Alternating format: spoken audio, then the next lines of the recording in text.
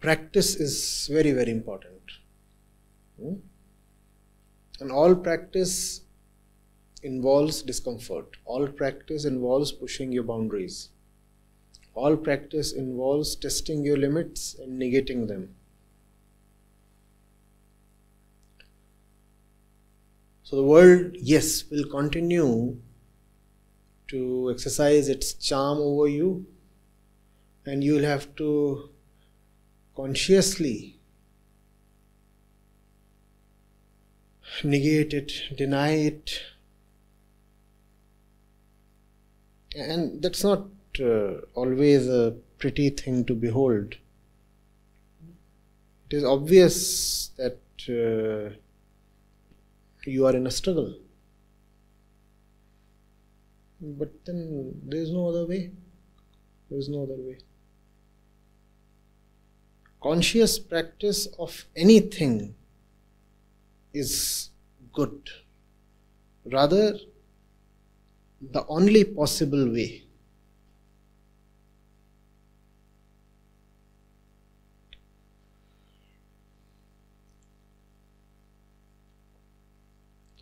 From the worldly point,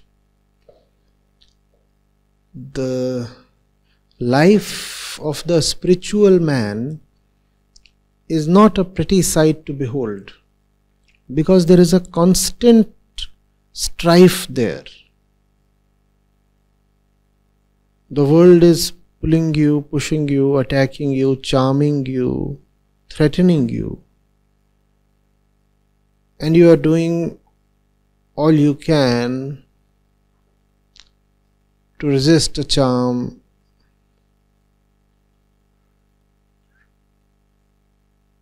to negate the threat.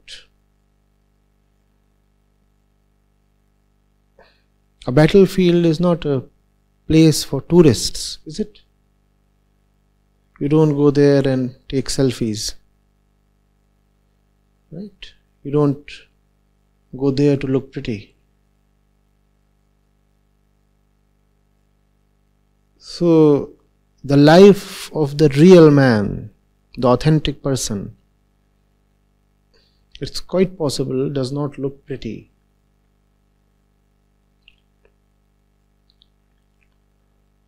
But if you can truly look, there would be great beauty in it. The beauty that is there in the Bhagavad Gita.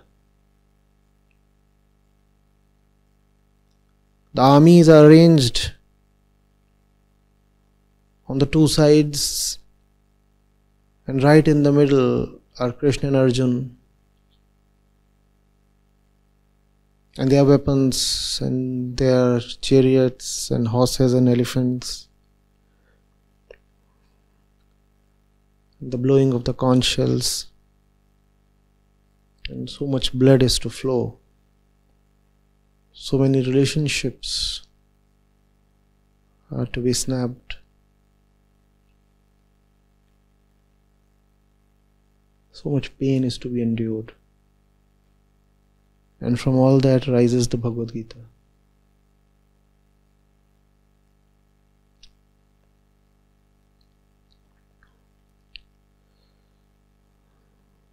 Or is it a meticulously manicured orchard setting?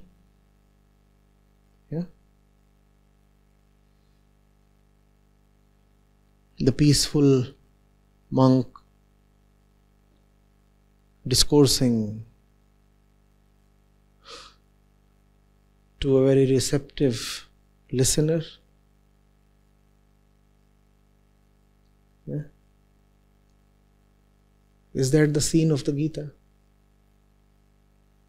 Not pretty, no? So there is tussle.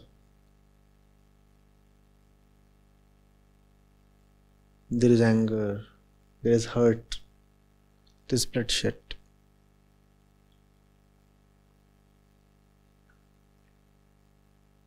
If not outwardly, at least inwardly, within you. And therein comes the role of conscious practice. In fact, that's what conscious practice entails. A lot of inner bloodshed.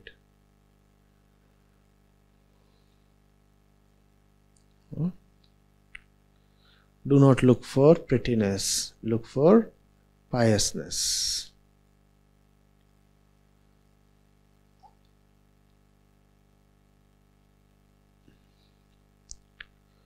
Unfortunately, a lot of spirituality today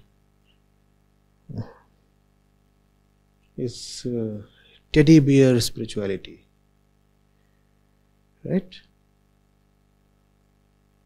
Cozy, comfortable, soft, something you can go to bed with.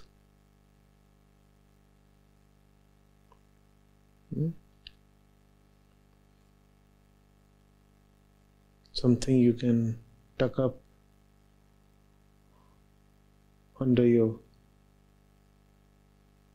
quilt. Something that sits nicely with all the other toys in your life.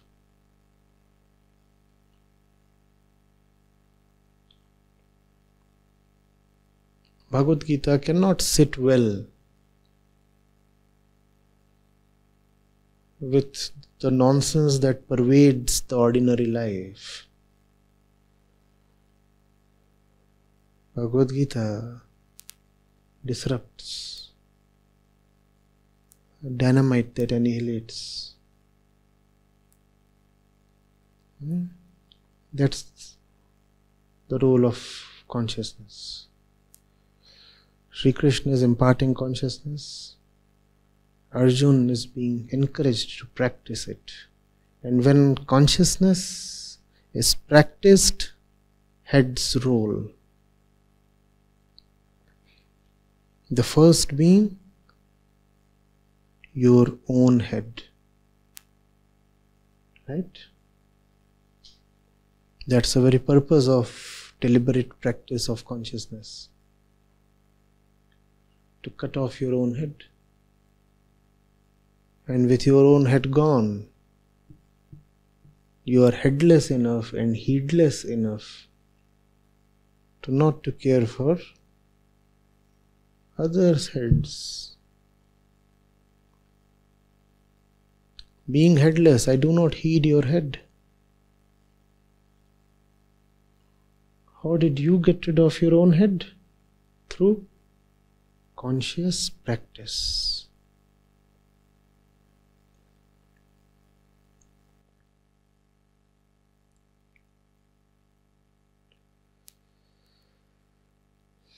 It's incremental. Remember, practice means incremental improvement, daily improvement, moment to moment improvement. That's what we started this session with. No? Step by step you have to move even towards the absolute. No one step can take you to the absolute. Not even a million steps can take you to the absolute.